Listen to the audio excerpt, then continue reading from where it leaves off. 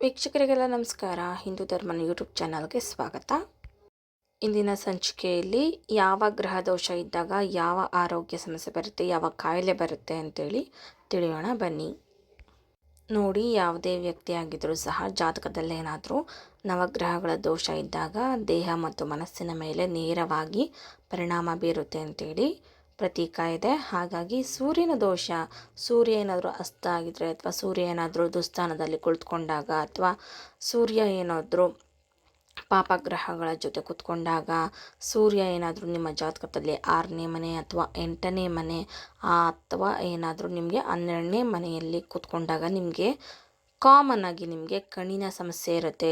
ಸಮೀಪ ದೃಷ್ಟಿ ದೋಷ ಇರ್ಬೋದು ಅಥವಾ ದೂರ ದೃಷ್ಟಿ ದೋಷ ಇರ್ಬೋದು ಅಥವಾ ಇನ್ಯಾವುದು ಕಣ್ಣಿನಲ್ಲಿ ಪೊರೆ ಬರುವಂಥದ್ದು, ಕಣ್ಣು ಸರಿಯಾಗಿ ಕಾಣದೇ ಇರುವಂಥದ್ದು, ಹೀಗೆ ಹಲವಾರು ಕಣ್ಣಿಗೆ ಸಂಬಂಧಪಟ್ಟಂಥ ಸಮಸ್ಯೆಗಳನ್ನು ಕೊಡ್ತಾನೆ. ಹಾಗೆ ಹೃದಯದ ಸಂಬಂಧಿ ಕಾಯಿಲೆಗಳು, ಹೃದಯ ಸಂಬಂಧಿ ರೋಗಗಳಿಂದ ಜನ ಬಳಲುವಂಥದ್ದು. ನಂತರ ಜಾತಕದಲ್ಲಿ ಏನಾದರೂ ಚಂದ್ರ ದೋಷಗಳಿದ್ದಾಗ ಮಾನಸಿಕ ಒತ್ತಡ ಇರುತ್ತೆ, ದೈಹಿಕ ಅಥವಾ ಮಾನಸಿಕ ಸಮಸ್ಯೆ ಹೆಚ್ಚಾಗಿ ಕಾಡ್ತಾ ಇರುತ್ತೆ. ಹಾಗೆ ನಿದ್ರಾಹೀನತೆಯಿಂದ ಬಳಲ್ತಾರೆ. ಹಾಗೆ ತಾಯಿಯಿಂದ ಅಸಂತೋಷ ಇರುತ್ತೆ. ತಾಯಿಯಿಂದಲೂ ಸಹ ನಿಮಗೆ ಮನಸ್ಸಿಗೆ ತುಂಬ ಬೇಜಾರಾಗ್ತಾ ಇರುತ್ತೆ. ಯಾವಾಗಲೂ ಜಗಳ ಮಾಡೋದು, ಕಿರಿಕಿರಿ ಮಾಡೋದು, ಈ ರೀತಿಯೆಲ್ಲ ಚಂದ್ರನ ದೋಷದಿಂದಾಗಿ ಸಮಸ್ಯೆ ಕಾಡುತ್ತೆ. ನಂತರ ಕುಜದೋಷ ಯಾರಿಗೆಲ್ಲ ಇರುತ್ತೆ ಅವರಿಗೆ ಹೆಚ್ಚಾಗಿ ರಕ್ತದ ಒತ್ತಡ, ಹೈ ಬಿ ಪಿ ಅಥವಾ ಲೋ ಬಿ ಪಿ, ಹಾಗೆ ಪದೇ ಪದೇ ಅಪಘಾತಗಳು, ಆಕ್ಸಿಡೆಂಟ್ಗಳು, ಗಾಯಗಳು, ಶಸ್ತ್ರಚಿಕಿತ್ಸೆಗಳು, ಈ ರೀತಿಯಾಗಿ ಸಮಸ್ಯೆ ಉಂಟಾಗ್ತಾನೆ ಇರುತ್ತೆ.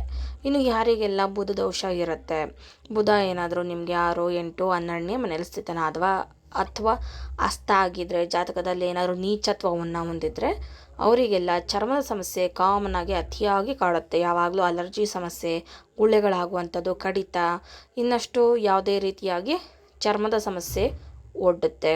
ನಂತರ ಮಾತಿನಲ್ಲೂ ಸಹ ಮಾತಿನಿಂದ ಎಷ್ಟೋ ಸಮಸ್ಯೆಗಳನ್ನು ಇವರು ಎದುರಿಸ್ಬೇಕಾಗ್ತಾ ಇರುತ್ತೆ. ಎಷ್ಟೋ ಸಂಬಂಧಗಳಾಗಿರ್ಬೋದು ಅಥವಾ ಎಷ್ಟೇ ಒಂದು ಪ್ರೀತಿ ಪಾತ್ರರನ್ನು ಸಹ ಮಾತಿನಿಂದಲೇ ಇವರು ಕಳ್ಕೊಂಡಿರ್ತಾರೆ. ಹಾಗಾಗಿ ಈ ರೀತಿಯಾಗಿ ಬುಧನ ದೋಷ ಇದ್ದರೆ ಸಮಸ್ಯೆಗಳು ಒಡ್ಡುತ್ತೆ.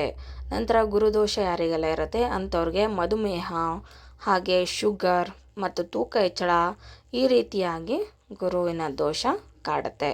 ಇನ್ನು ಯಾರಿಗೆಲ್ಲ ಶುಕ್ರನ ದೋಷ ಇದ್ದರೆ ಅವರಿಗೆ ಹೆಚ್ಚಾಗಿ ಮೂತ್ರಪಿಂಡದ ಸಮಸ್ಯೆ ಕಾಡುತ್ತೆ, ಕಿಡ್ನಿ ಸ್ಟೋನ್ಸ್, ಹಾಗೆ ಸಂತಾನ ಸಮಸ್ಯೆ, ಹೆಣ್ಣುಮಕ್ಕಳಾದರೆ ಮುಟ್ಟು ಸರಿಯಾದ ಸಮಯಕ್ಕೆ ಆಗೋದಿಲ್ಲ, ಗರ್ಭಕ್ಕೆ ಸಂಬಂಧಪಟ್ಟಂಥ ತೊಂದರೆಗಳು, ಹಾಗೆ ಸಮಸ್ಯೆಗಳು, ಸಂತಾನ ಸಮಸ್ಯೆ ಹೆಚ್ಚಾಗಿ ಹೆಣ್ಮಕ್ಳಿಗೂ ಸಹ ಕಾಡುವಂಥದ್ದು.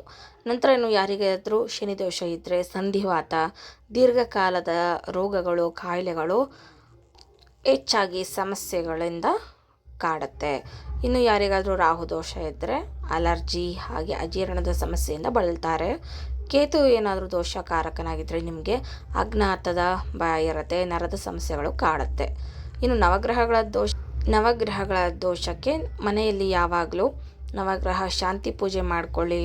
ಹಾಗೆ ಬಡವರಿಗೆ ಆದಷ್ಟು ಕೈಲಾದಷ್ಟು ದಾನ ಮಾಡಿ, ಜಪ ಧ್ಯಾನ ಮಾಡೋದ್ರಿಂದ ನಿಮಗೆ ಇರ್ತಕ್ಕಂಥ ನವಗ್ರಹ ದೋಷಗಳು ಕಡಿಮೆಯಾಗುತ್ತೆ.